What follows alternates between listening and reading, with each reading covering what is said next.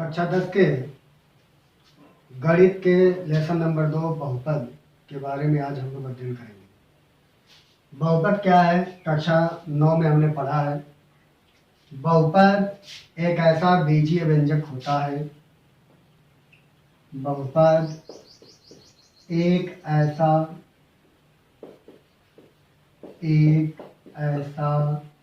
बीजीय व्यंजक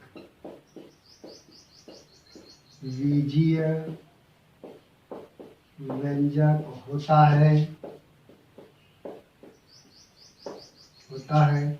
जिसमें उपस्थित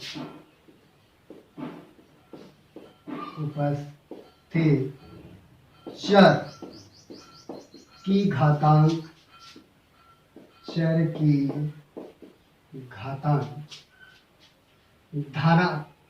धनात्मक पूर्णांक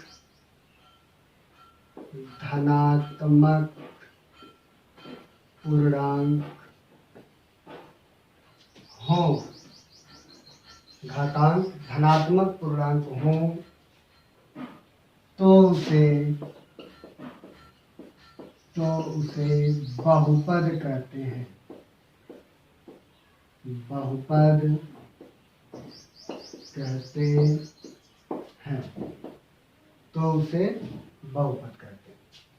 एग्जाम्पल में जैसे आप यक्स स्क्वायर धन यक्स धन ए, इसका घातांक देखिए, यहाँ पे 1 है और यहाँ पे 2 है, यहाँ पे 1 है। तो ये जो 2 और 1 लिखा हुआ है ये धनात्मक पूर्णांक है, यानी धनात्मक पूर्णांक होने के कारण ये बहुपद है, यानी हम इसे बहुपद है कहेंगे।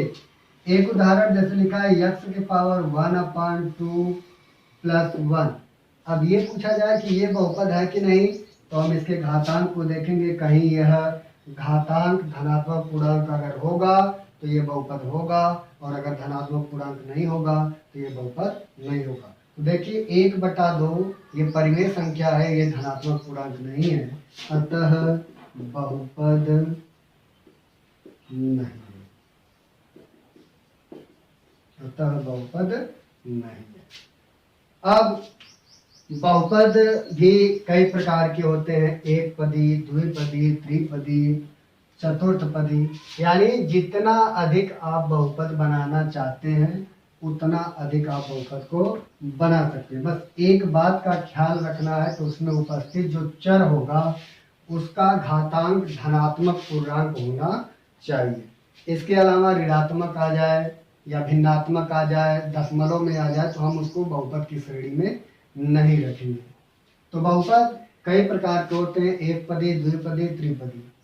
इससे हमको ज़्यादा मतलब नहीं, क्योंकि कक्षा 9 में हम इसको पढ़ चुके हैं। सबसे ज़्यादा आपके टॉपिक के अनुसार रैखिक बहुपद जो होता है उसको हम जानेंगे। रैखिक बहुपद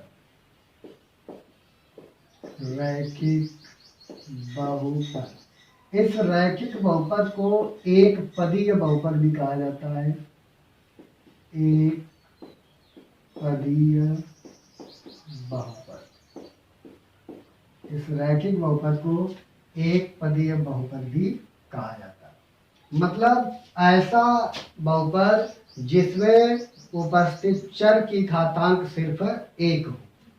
ऐसा बहुपद जिसमें उपस्थित चर की घातांक सिर्फ 1 हो उसे हम रैखिक बहुपद कहते हैं। जैसे यक्स प्लस 1, इस चर के पावर में 1 यहाँ पे छुपा हुआ है, इसीलिए इसको हम कहेंगे रैखिक बहुपद। अब हम जानेंगे बहुपद की घात के बारे में। तो अगला होता है बहुपद की घात। क्या होती है बहुपद की घात? Power of polynomial. तो बहुपद की घात उसे कहते हैं किसी भी बहुपद में उपस्थित चर का अधिकतम घातांक, किसी भी बहुपद में उपस्थित चर की अधिकतम घातांक को ही उसका बहुपद की घात कहा जाता है। जैसे हमारे पास है यक्स की पावर 3 धन यक्स स्क्वायर धन यक्स धन 1, यह एक बहुपद है। तो इसमें जो चर हमारे पास है, देखिए हमारे पास यक्स नाम का एक चर है, तो इसमें इसकी घात सब चीज, इसकी घात 1 है, इसकी घात 2 है, इसकी घात 3 है, तो हम बहुपद की घात कहेंगे किसको? तो बहुपद की घात उसे कहा जाता है जो सबसे अधिक लिखा हो। तो सबसे अधिक कौन लिखा है? 3, तो लिखेंगे बहुपद की घात, बहुपद की घात बराबर 3। ये बातें आपको जो है भली भांति पूर्वक समझ में आ गई होंगी। आइए आगे चलते हैं। ये है रैखिक बहुपद, एक होता है द्विपदीय त्रिपदीय, और एक बहुपद है जिसको हम द्विघात बहुपद कहा जाता है, जो हमारे इस पाठ के अनुसार महत्वपूर्ण है। द्विघात बहुपद, द्विघात बहुपद, द्विघात बहुपद, क्वाड्रेटिक पॉलिनोमियल, क्वाड्रेटिक पॉलिनोमियल, द्विघात। द्वि माने दो, घात माने घात, यानी ऐसा बहुपद जिसमें अधिकतम बहुपद की घात कितनी हो? 2। जैसे x square plus 2x plus 1, तो इसमें अधिकतम घात कितनी है? 2 है, इसलिए इसको हम कहेंगे द्विघात बहुपद। x 2x स्क्वायर धन 2x धन 1, ये भी है द्विघात बहुपद। और इसी प्रकार से कई चीजें आप बना सकते हैं, बस यहाँ पे जो x की सबसे बड़ी पावर हो वो 2 ही लिखी होनी चाहिए। अगर 2 लिखी है तभी आप उसको द्विघात बहुपद कहोगे, अन्यथा वो द्विघात बहुपद नहीं कहलाएगा। अगर 3 आ गया तो उसको हम त्रिघात बहुपद कहेंगे, 4 आ गया चतुर्थ घात बहुपद कहेंगे, 0 आ गया शून्य बहुपद कहेंगे, 0 आ गया तो शून्य बहुपद कहेंगे। अब आगे बढ़ते हैं। शून्य क्या होता है? शून्य जब भी किसी द्विघात बहुपद का हम गुणनखंड करते हैं, शून्य के बारे में थोड़ी चीजों को देखिएगा। शून्य यानी जीरोज, शून्य क्या होता है? मान लीजिए एक द्विघात बहुपद मेरे पास है x स्क्वायर धन 2x धन 1। शून्य को पता करने के लिए सबसे पहले हम इसका करेंगे गुणनखंड। तो जब आप इसका गुणनखंड करोगे तो x स्क्वायर 1 धन 1 x धन 1 होगा, अर्थात x स्क्वायर धन x धन x धन 1 होगा। x स्क्वायर धन x 1 में, दूसरे में x प्लस 1, इसमें से x कॉमन तो x प्लस 1, इसमें से 1 कॉमन x प्लस 1, अर्थात ये हमें मिल गया x प्लस 1 और x प्लस 1। हमारे पास 2 फैक्टर मिले। शून्य निकालने के लिए क्या करेंगे कि इसको बारी बारी से शून्य के बराबर कर देंगे, एक ये भी और एक ये भी। तो यहाँ से हमें x बराबर ऋण 1 मिलेगा और यहाँ से भी x बराबर ऋण 1 मिलेगा। ये जो x का मान हमको मिला है ऋण 1, इसे ही हम किसी भी बहुपद का शून्यक कहते हैं। क्या कहते हैं? शून्यक।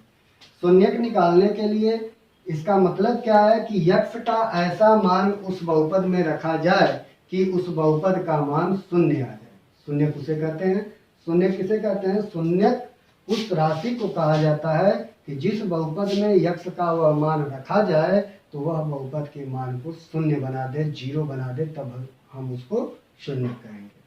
अब हम इस बहुपद के लेशन नंबर 1 में अर्थात 2.1 में चलेंगे और देखते हैं 2.1 में किस प्रकार के प्रश्न जो है दिए गए। 2.1 प्रश्नावली, 2.1 प्रश्नावली 2.1 अपनी अपनी किताबों में आप देख लीजिए। लिखा है किसी बहुपद p ऑफ x के लिए, ये हमको इसमें शून्यकों की संख्या बताना है कि शून्यकों की संख्या कितनी होगी। शून्यकों की संख्या कितनी होगी हमको बताना है। ऐसे बनाया है, पहला चित्र है हमारे पास। इस प्रकार से एक्सिस है, x x dash y y dash, यहाँ पे O है और ऐसे लाइन खींचा गया है, ये लाइन हो गया।